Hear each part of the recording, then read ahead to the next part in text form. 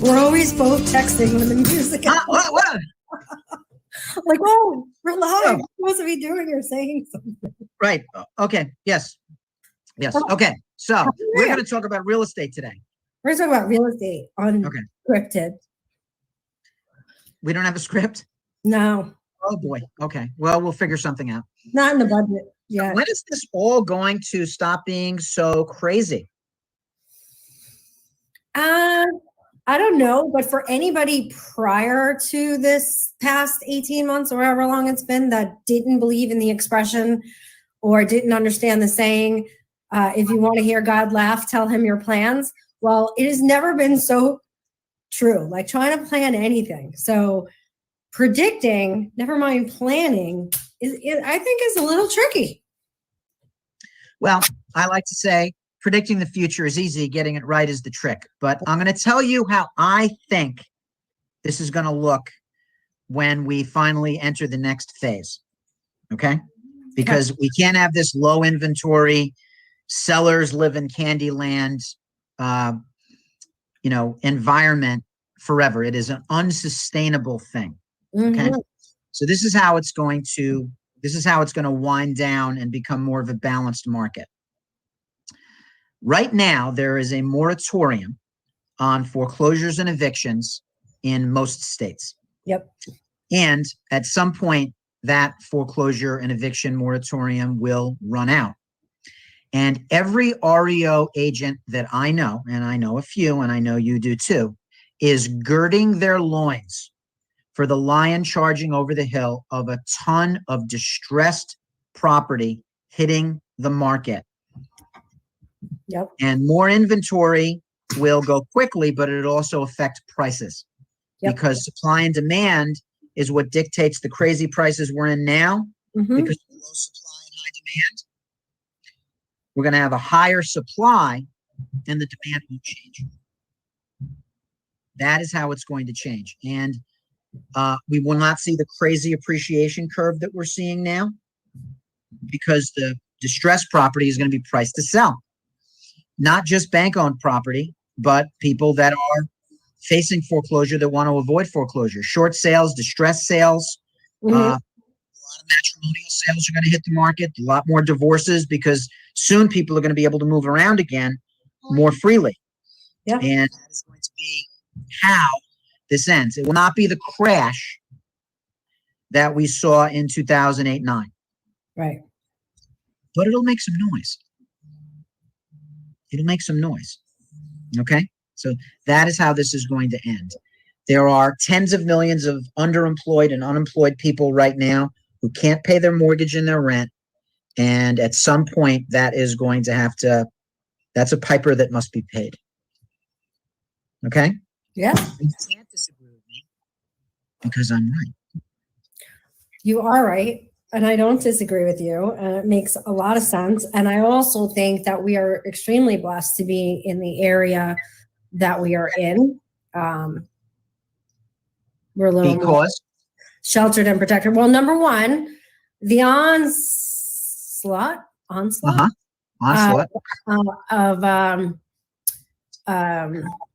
foreclosures happens a little slower in New York State.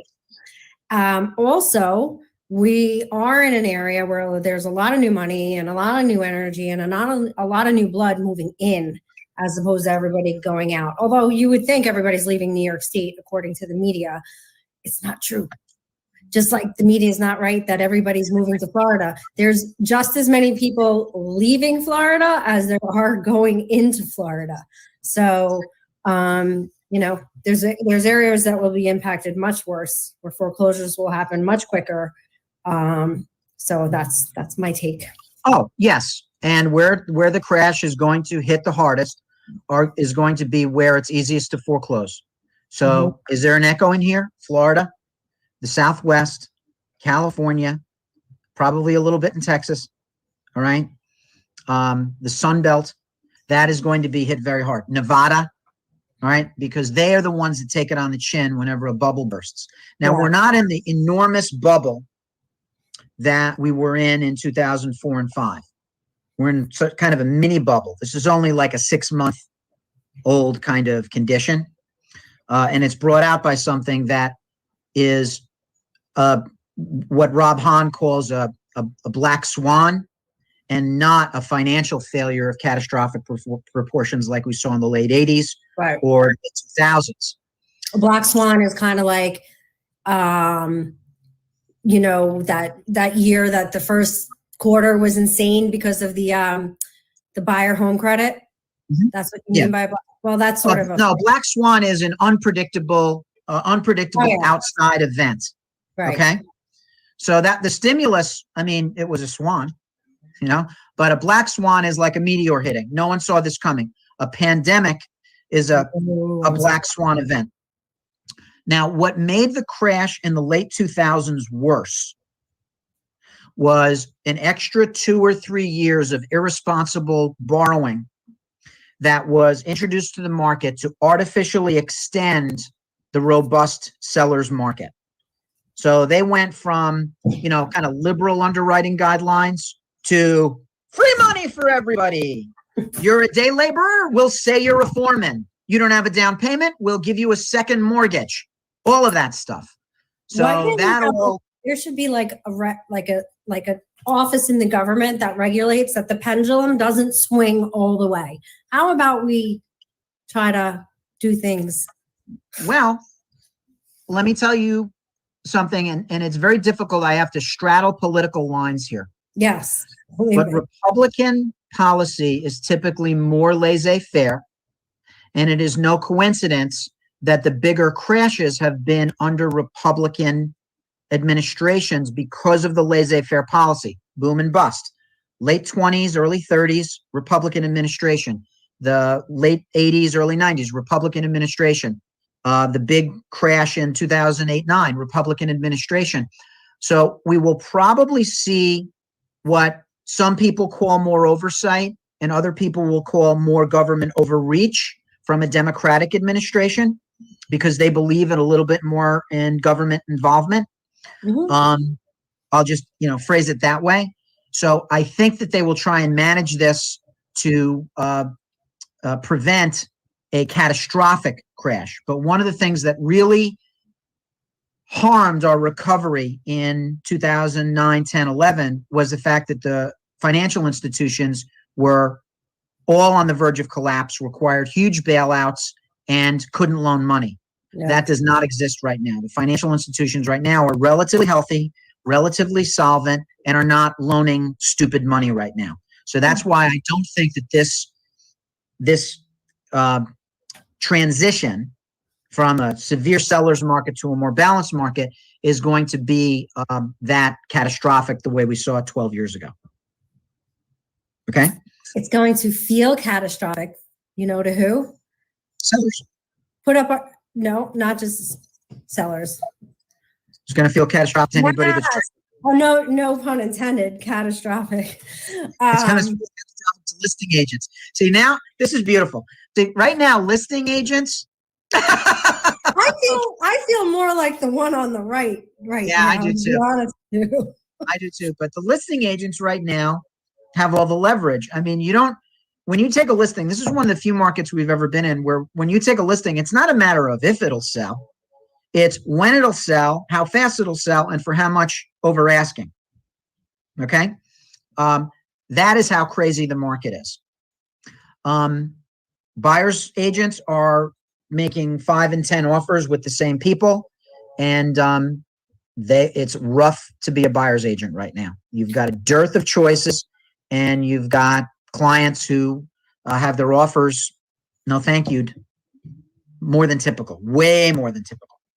So we're in a historically skewed market, and the worst thing we could do is to create baloney lending guidelines to artificially extend the robust market. And it'll be done for us, as a matter of fact, with more distressed property hitting the market. Yeah, agreed. We're going to be busy. I also think as the vaccines rolls out, and I think we've said this before, also people who just don't want to deal with selling their house right now will come on the market. There's definitely a whole market of people out there just don't want people traipsing through their house. I have a client who put their house on the market, hoping it sold in the first week, booked a vacation. praying that by the time they get back, it's done. But because they did not want, people in their house. There's people that can't sell and there's people that won't sell. And the pandemic is, especially for people who are, perhaps immune compromised or don't have a gun to their head, or, would move out of convenience under more favorable circumstances, they are staying put. So we created this inventory shortage with low interest rates. We manipulated the market. We interfered in our own lives. All right. So we manipulated the market for the past 20 years by continually lowering interest rates. So back when we were when we were teenagers in 2000, Jen, when we were in high school, they started lowering interest rates below 7%. Yep. And every year, as it went to 6, and then it went to 5, and then it went to 4, then it went to 3, we kept saying, how much lower can it get? And be careful what questions you ask, because you're going to get an answer. We now have people that are in mortgage interest rates under 3% for a 30-year fixed. Why would you move? Oh, no. If you just refied into 2 3/4%, you'd mow your lawn a couple extra years, right? Why? What's the problem with assumable mortgages? I mean, I would get so many more deals done. Why did they do away with that? Because in the crash in the 80s, the banking industry, which saw the collapse of the FSLIC, the savings and loan industry, incorrectly blamed assumable mortgages for the crash, just like they blamed mortgage brokers on the last crash. So the banking industry is great in blaming them. Assumable mortgages were never the problem. Assumable mortgages were part of the landscape from the 1930s, when FHA was established, through 1987. And the last freely assumable mortgage was made in 1987. Then they did away with them. You could assume a mortgage with approval, but if you're going to go through the approval process, why not just get a better loan? So my parents assumed a mortgage in 1957. I think they paid $1,500 to buy their house in cash and just assumed the payments. And by the time I was a kid in the 70s, it was just about paid for. Especially on the commercial, like if we had assumable mortgages on the commercial end, it would help a ton of people, a ton right now, I've sold just a handful of assumable mortgages upstate when I was in Rochester in the 90s. And they would be a great thing. But, the banking industry doesn't make any money when you assume a mortgage. I know. But, we got a lot of people on life support right now, not just the banking industry. I know this is more a residential based show, but, large office building owners and multifamily owners and all these people are really hurting. So we're in a very tricky transition. If I were investing in commercial property, I think I would bank heavily on the future of logistics, deliveries, storage, self-storage, warehouses, storage houses, things like that, because that's the new economy. People are buying online, right? So more warehouses, more storage, more logistics, more delivery infrastructure. That to me is where the commercial future is. Yeah, but the funny part of that is, like in New York State, we're so far behind on infrastructure, and the rest of the country too. Infrastructure is a huge issue, but also everybody's got to start redoing their zoning. I mean, they have done away with most industrial, commercial zoning everywhere. It's almost impossible. So they're going to have to get really creative. Well, local politicians want just stretch. They're going to have to make some changes, but it's hard. Local politicians very often, especially in suburbia, want their constituency to be one big fat green subdivision, and they don't want you to know how the sausage is made. They don't want you to see warehouses. They don't want you to see, commercial buildings and industrial stuff. But we kind of need that stuff. Well, I think we need to park the trucks. I actually wrote a few newspaper articles, and I got a lot of like good response and some real negative ones against. They were trying to make it so barges could not park in certain areas on the Hudson River. Like, I mean, what would Yonkers be without those industrial barges? Number one, they're beautiful, they're attractive. Like, you have to change your perspective. But did we forget how New York became the Empire State? It was all Yes. through industry and the Hudson River. Yes. And Yeah, barges. and the Erie Canal and the Erie Canal, right? Absolutely. So if we hit rewind and New York was, it was 1776 and New York had all the current laws, we would not be the Empire State. We would be the red tape state. I mean, it's not much better other places. I mean, I have to say, that, like, for example, infrastructure, we saw what happened in Texas with failure to invest in infrastructure, right? Yeah. So Texas had basically a natural disaster based on a failure to update their infrastructure. Yep. And one guy wrote this like awesome thing about the red states kind of versus the blue states. And I hate politicizing this, but here, let me read this to you. My bet is that most of the infrastructure money Biden is looking to go for will go to red states, which don't pay for their own infrastructure, such as Texas, allowing them to keep their taxes down, attract our businesses and retirees, and then mock us for our high taxes. Great scam they have going. The author is not some lily-livered liberal. The author, Tony Iovino, is an attorney on Long Island who is a vocal Republican. And I've known for many years from his blog, A Red Mind in a Blue State. He is anything but a liberal. This is a conservative talking about the need for infrastructure to be equitably arranged. And you've got the blue states paying for red states, and then the red states saying, look at your high taxes. That's a tricky thing. That is a tricky one. Right? Representative government, you get what you deserve. All it's right, not. well, you taught me today. I appreciate that. Like, your history and knowledge of mortgages is extremely helpful. And let's hope that it becomes the balanced market that you predict. Okay, let's hope that. I think it will. I have faith. Are we done? I think you're right. Yeah, I think we're good. We're done with our script? I think we're done with our script. Okay.